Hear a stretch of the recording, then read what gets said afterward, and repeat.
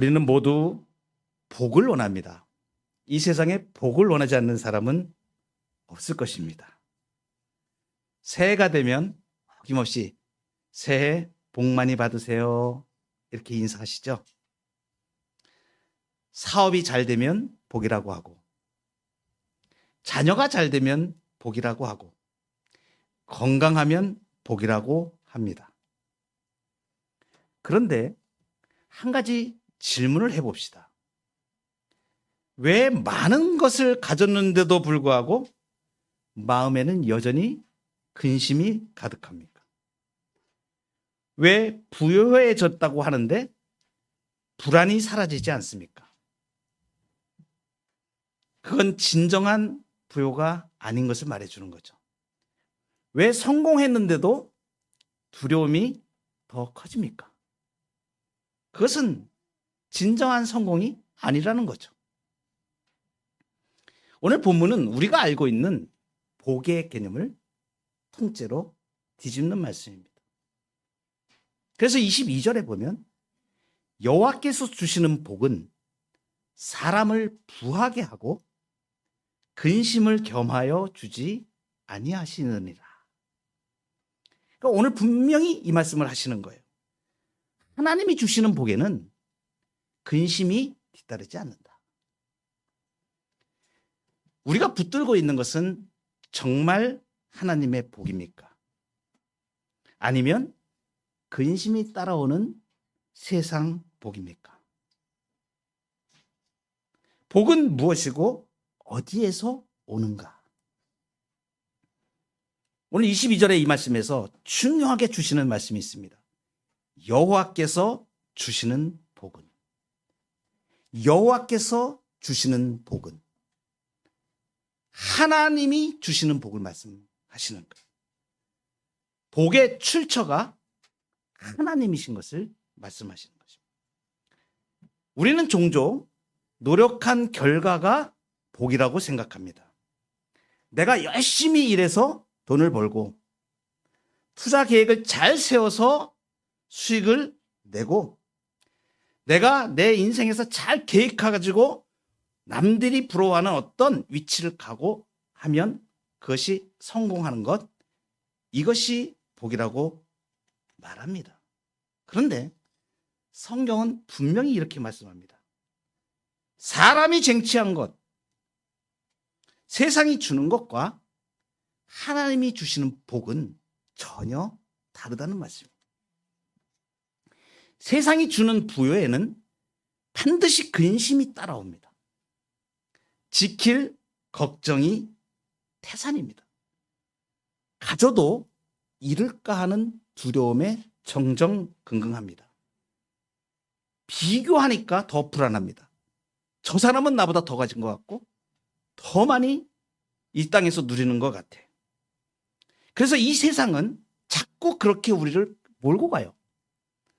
더 뛰어난 자, 더 빠른 자, 더 강한 자, 스펙이 빵빵하고 더 능력이 있는 자, 경쟁이 지배하는 세상 가운데 거기에서 복을 찾으라고 세상은 말합니다. 그러나 하나님이 주시는 복은 차원이 다릅니다. 하나님이 주시는 복은 존재의 안정입니다. 환경이 아니고 천지의 대주제이신 그 하나님과 이루어진 관계 속에서 오는 존재의 평안입니다. 환경 때문에 흔들리지 않는 견고한 복입니다.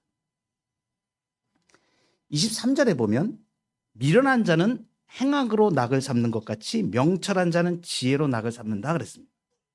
그러니까 인간은 의지하는 것으로 낙을 삼아요. 그래서 이 땅에서 조금 재능이 있어가지고 돈을 좀 만지는 것 같고 돈을 좀 벌었다 그러면 그거 가지고 낙을 샀습니다. 아, 그래, 나는 저 사람보다는 좀 내가 또 부자야. 아, 나는 그래도 내가 좀 이만큼 가지고 있으니까 난 노후에 나는 그래도 걱정 없어. 이런 식으로 생각하는 거죠. 그래서 그걸로 낙을 삼는 거예요. 그런데 하나님과의 관계가 없는 그러한 평안은 세상적인 즐거움을 향하게 돼 있습니다. 그래서 어디로 반드시 향하냐면 쾌락을 즐기는 쪽으로 자꾸 행하게 되고 하나님 없이 당연하게 사는 것을 여기 생각을 하는 거예요. 미련한 것이지. 근데 명철한 자는 지혜를 즐거워합니다. 무엇이냐면 그 복이 어디로부터 하는 것을 알기 때문에, 하나님으로부터 오는 것을 알기 때문에 그 하나님과의 관계에 집중하는 거예요. 아이가 말입니다. 자기가 노력해서 무언가를 얻을 수 있다고 생각하고 막 뛰어다니면서 하는데 결국 그 모든 것은 아버지 손에서 나오는 거예요. 그걸 알게 될 때에 어떻게 생각합니까? 아, 아빠와의 관계가 내 모든 복을 주관하는구나 라는 걸 애가 깨달아요. 그리고 나서 아빠한테 얘기하면 아빠가 해결을 해줘. 그러니까 그 아빠와 관계가 더 중요한 거예요. 그래서 아빠를 사랑하고 아빠를 따라가고 이렇게 되는 거죠. 하나님의 복, 하나님이 주시는 복을 경험하고 알게 되면 하나님의 뜻을 알고 싶어하고, 그래서 점점 더 하나님의 말씀에 귀를 기울이고, 하나님은 지금 이 상황에서 세계가 요동치고 내 경제적인 환경이 요동치고 내 모든 환경이 요동치고 있는 이 세상에서 물가가 올라가고 집값이 올라가는데 내 집은 어떻게 해결하고, 이러한 문제들 가운데서 하나님은 우리의 피난처가 되시고, 더 중요한 것은 그 하나님이 나의 삶을 어떻게 책임지시는가를 확실하게 깨닫고 알 수가 있는 것이죠. 그래서 명철한 자는 지혜로 낙을 삼는 것이 무엇이냐면 의지하는 것으로 사람은 낙을 삼습니다. 하나님을 의지하는 것이 가장 큰 즐거움이 되시기 바랍니다. 24절에 보면 악인은 그의 두려워하는 것이 그에게 임하거니와 의인은 그 원하는 것이 이루어지니라. 완전히 정반대의 길을 갑니다. 하나님 없는, 하나님을 사랑하지 않고 하나님의 복, 하나님이 주시는 복을 모르는 사람들은 두려워하게 살게 돼요. 그래서 악인은 겉으로는 당당한 것 같습니다. 세상에서 있는 것을 다 가져서 견고한 성처럼 보이지만 그 내면은 늘 불안합니다. 그리고 두려워합니다. 그래서 그 두려움이 현실이 돼버려요. 하나님이 통치하는 세상에서 악인이 느끼는 공포는 단순한 심리 현상이 아니고 다가올 심판의 전조입니다. 가장 피하고 싶어 했던 그 파멸이, 세상을 의지하였던 것들이 마치 자석에 끌리듯이 그에게 정확히 임하게 됩니다. 저는 이걸 너무 많이 경험했던 사람이에요. 제가 오늘 이 말씀을 준비하면서 얼마나 은혜가 되는지 모릅니다. 내가 그렇게 깨닫지 못하고 하나님이 주시는 복을 의지하지 않고 내가 잘났다고, 내가 뛰어나다고, 내 지식을 믿고 내 재능을 믿고 내가 분석하고 하면 돈을 엄청나게 벌 수 있는 그러한 일들을 수없이 많이 제가 그 가운데서 쩌들어 살면서 가장 중요한 하나님이 주시는 복을 모르면서 살았던 사람. 결국에는요, 그 두려움이 나를 삼켜버리더라고요. 여러분들은 인생에서 어떤 경험하시는지 모르는데 저는 이 하나님이 주시는 복과 세상을 쫓아 따라가는 복이 얼마나 큰 차이가 있는지를 제 인생을 통해서 경험한 사람입니다. 그래서 제가 너무 절실해요. 이렇게 말씀드리는 것이. 정말 저는 하나님의 은혜로 하나님이 주시는 복이 어떤 것인가를 분명하게 알게 되었고, 이 세상의 모든 걱정들이 다 사라지고 정말 진정한 자유와 진정한 부를 누리는 사람이 됐거든요. 이것을 여러분들에게 말씀드리는 것이, 이유가 바로 이것입니다. 하나님이 주시는 복을 알게 되면요, 깜짝깜짝 놀랍니다. 기적이 일어나요. 그 아버지 하나님은 모든 것을 가지신 분이거든요. 여러분, 이게 믿어지세요? 저도 안 믿어졌던 사람입니다. 제 삶에서도 제 인생에서도 그게 안 믿어졌던 사람이에요. 캄캄했고 절벽이 없고 내가 의지했던 내 지식과 재능과 이것으로 모든 것을 다 할 수 있리라고 생각하고 그 길로 치달아갔던 사람이에요. 그런데 거기에서 만난 것이 뭐냐면 인생의 절벽이었습니다. 정말로 내가 남들보다 뛰어났고 경쟁에서 나는 이겼다고 생각하고 그런 삶을 살았던 사람. 그리고 거기 금방 손을 뻗으면 이렇게 다 막 잡힐 것 같아. 그런 착각 속에 살게 만들죠. 세상이 그렇습니다. 그것이 복인 줄 알고 살았던 거예요. 근데 하나님께서 다행스럽게도 제가 그 길을 가는데 하나님께서 나의 뒤통수를 땅 때리셔서 깨닫게 하시고 알게 하셔서 그게 아니라고. 왜 그런지 몰랐죠. 저는 그것을. 하나님께서 왜 그렇게 내 인생길에 그렇게 고난을 주시는지 이런 것도 제가 몰랐습니다. 그런데 지금 뒤집어서 알고 보니까 정말 나를 깊은 수렁에서 확 잡아 끌어올리셔가지고 하나님이 주시는 이 복을 누리고 살으라고 저의 운명을 바꿔버리신 예수 그리스도 안에서 누리는 놀라운 복을 제가 경험하게 되었습니다. 그래서 의인은 그 원하는 것이 이루어진다고 얘기할 때 이것은 의인은 성령으로 거듭난 사람을 말합니다. 예수 그리스도 안에 있는 사람을 말하는 거예요.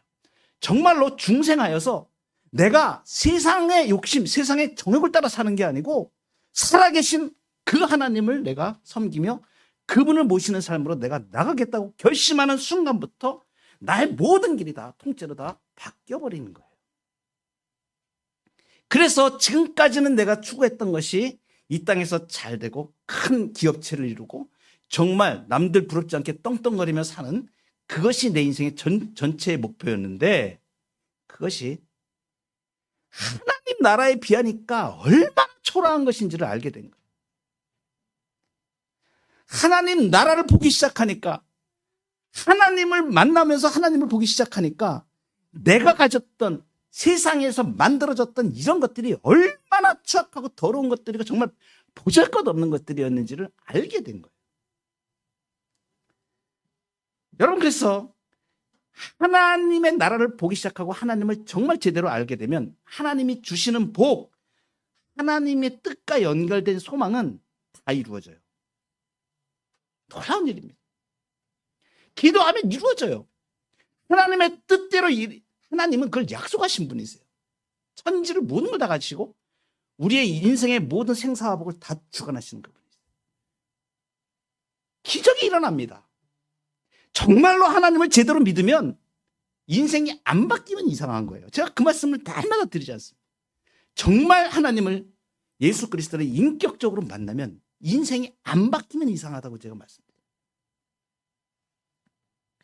25절에 보면 회오리 바람이 지나가면 악인은 없어져도 의인은 영원한 기초 같으니라 이렇게 말씀하십니다.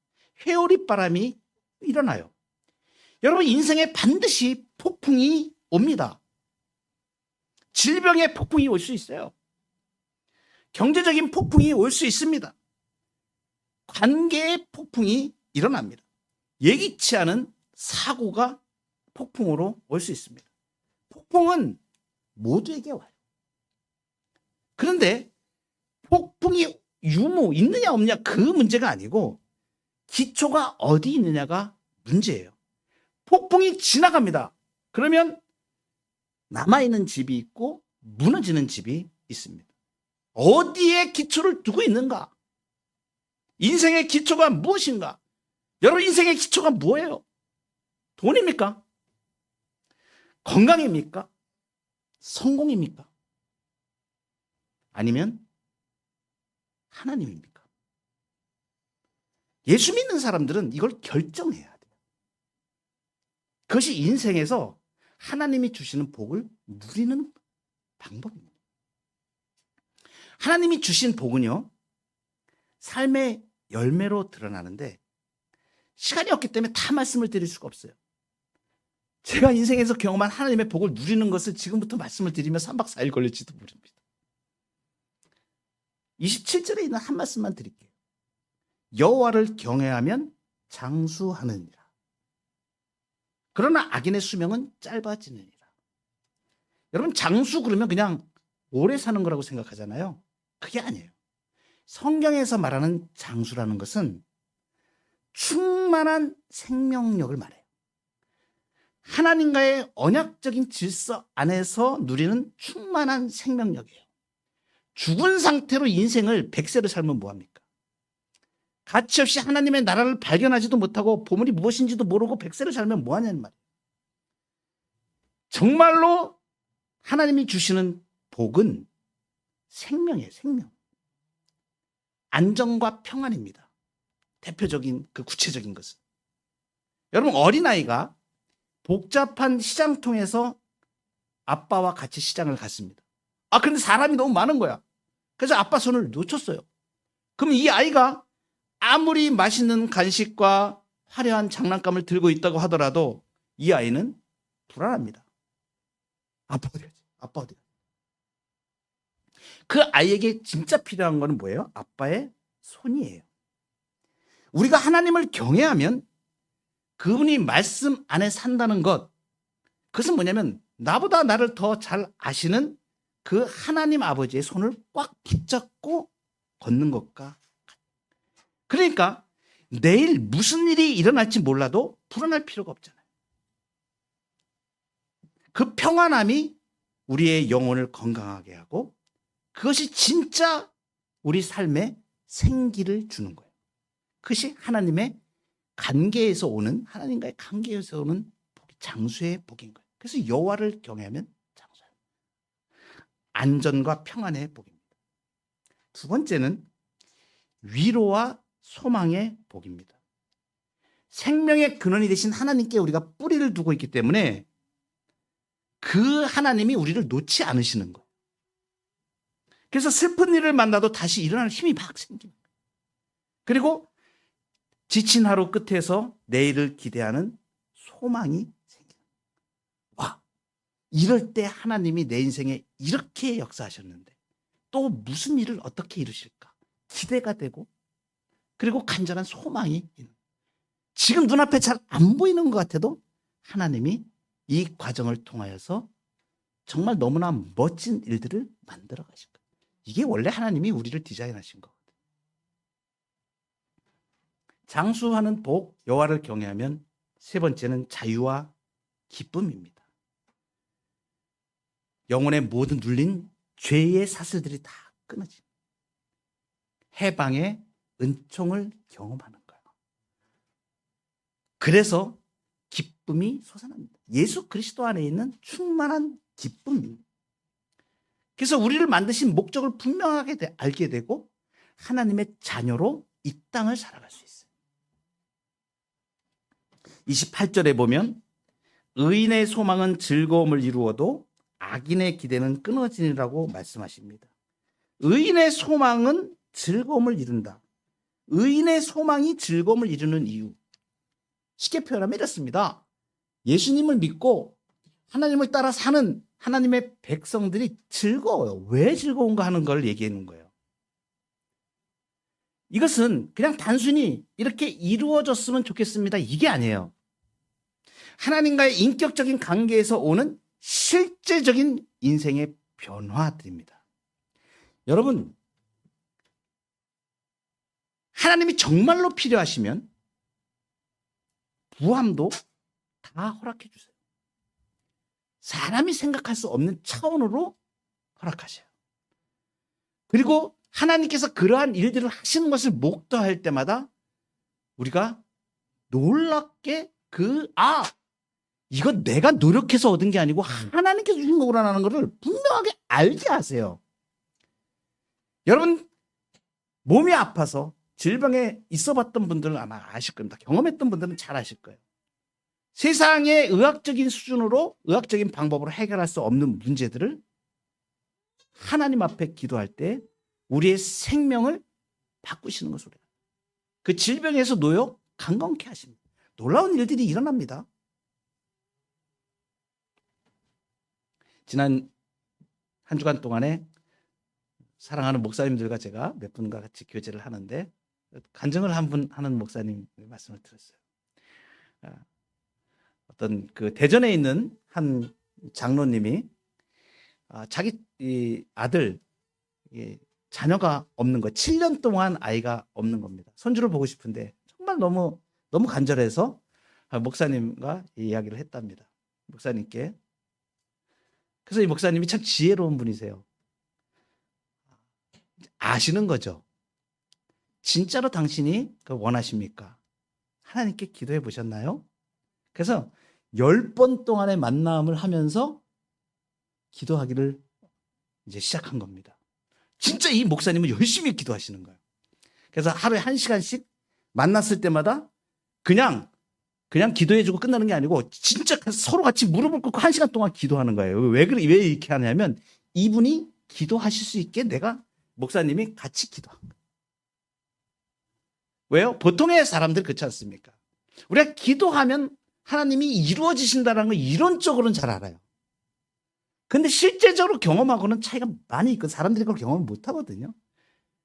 어떻게 기도하는지 정말 그것이 하나님의 뜻인지 뜻대로 구하는지 이런 걸 잘 모르잖아요. 그러니까 이 목사님이 시간을 내서 10번 동안 그 장로님과 만나면서 기도를 하기 시작하는 거예요.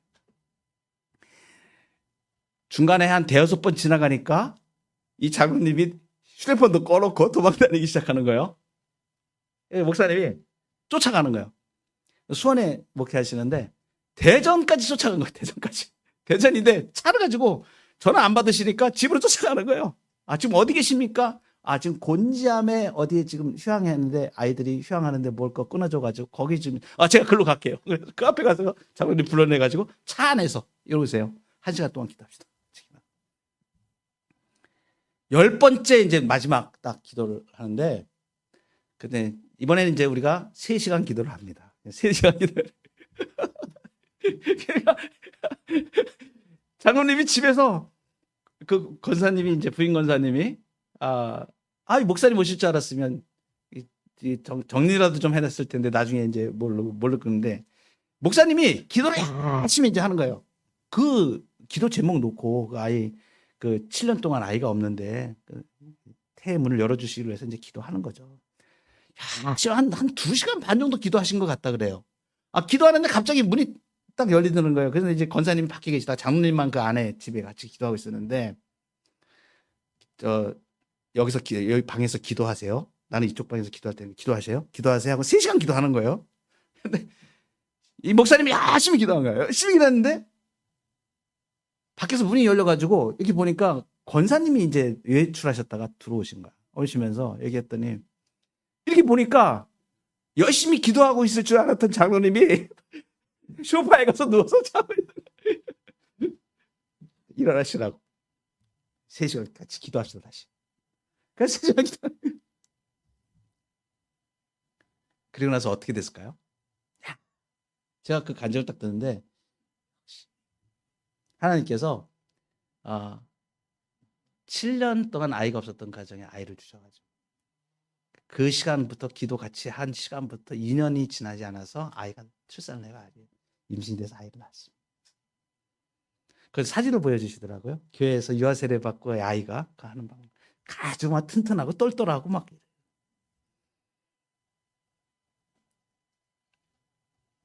여러분 그 의인의 소망은 뭐냐면 불안한 게 아니에요.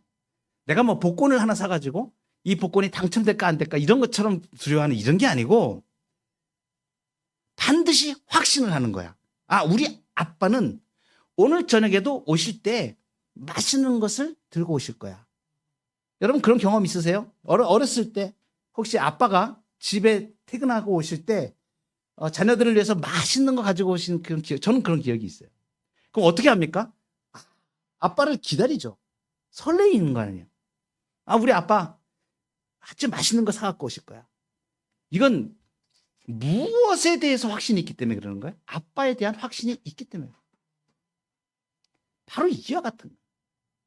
의인의 소망은 내 능력의 소망을 두는 게 아니고 하나님의 신실하신 그 성품, 자녀를 위해서 아낌없이 자기 아들을 내어주시기까지 하신 분이 모든 것을 준비하시고 그래 너 나에게 구하기만 해. 내가 바로 줄게.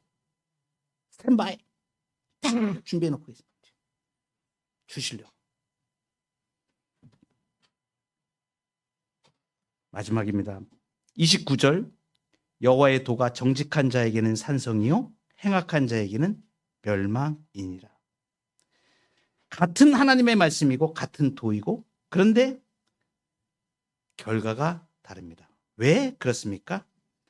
하나님의 도는 진리이기 때문에 그래요. 여호와의 도가 정직한 자에게는 산성이 됩니다. 진리는 순종하는 자에게는 보호가 되지만 거역하는 자에게는 심판이 되는 거예요. 여호와의 도라는 게 뭐예요? 세상을 다스리는 하나님의 법칙을 말합니다. 하나님의 말씀을 말합니다. 여호와의 도가 정직한 자에게 산성이 된다는 것은 쉽게 말씀드리면 이것입니다. 우리가 하나님의 말씀대로 정직하게 순종하며 나가면 하나님이 우리의 모든 것을 책임지신다는 것을 말하는 거예요. 그래서 30절에 의인은 영영이 이동되지 아니하여도 악인은 땅에 거하지 못하게 된다고 말합니다. 하나님께 복을 받은 인생은 거대한 태풍이 불어와도 뽑히지 않는 깊은 뿌리를 가진 것 마찬가지입니다. 결국에 남는 사람은 누구인가? 세상은 강한 자가 남는다고 말합니다. 세상은 돈 많은 사람이 남는다고 말합니다. 세상은 권력 있는 자가 남는다고 말합니다. 그러나 성경은 이렇게 말씀합니다. 의인이 남는다. 하나님을 경외하는 자가 끝까지 남는다. 복의 정의를 다시 세우시기 바랍니다. 복은 많이 가지는 것이 아니에요. 복은 근심이 하나도 없는 걸 말합니다. 복은 하나님이 나의 산성이 되시는 것. 여호와께서 주시는 복은 환경이 아닙니다. 하나님 자신이에요. 하나님이 나의 산성이 되면 그 인생은 무너지지 않습니다. 오늘 이 말씀 앞에서 결단하시기 바랍니다. 내가 추구하였던 인생의 복이 무엇입니까? 세상의 복을 붙들 것인가? 여호와께서 주시는 복을 붙들 것입니까? 하나님이 주시는 복. 폭풍 속에서도 무너지지 않는 그 기초 위에 하나님이 주시는 복을 받아 누리는 저와 여러분의 삶이 되기를 축복합니다.